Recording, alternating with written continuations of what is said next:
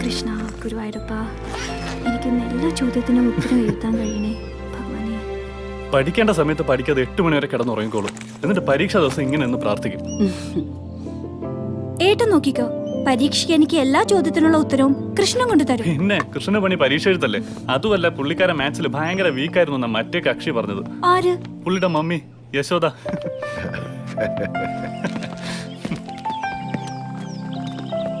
അച്ഛാ, ഇത് കേട്ടോ ഏട്ടൻ പറയണത്? ഞാൻ പരീക്ഷയ്ക്ക് തോക്കുമെന്ന്. തോൽക്കുന്നവൻ പറഞ്ഞില്ലല്ലോ.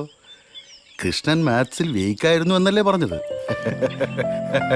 അല്ലെങ്കിൽ അച്ഛൻ എപ്പോഴും ഏട്ടന്റെ സൈഡാ. I am sorry.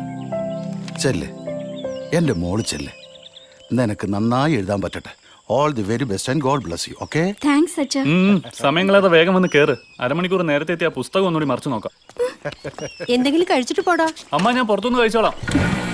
പറയുന്നത് കേട്ടാ തോന്നും വലിയ പ്രൊഫസറായിട്ടിരിക്കുമെന്ന്.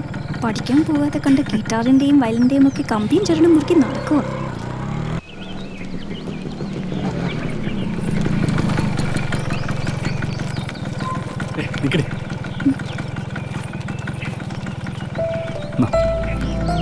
എല്ലാ ചോദ്യങ്ങൾക്കുള്ള ഉത്തരം നിന്റെ പേനയുടെ തുമ്പിൽ വരും.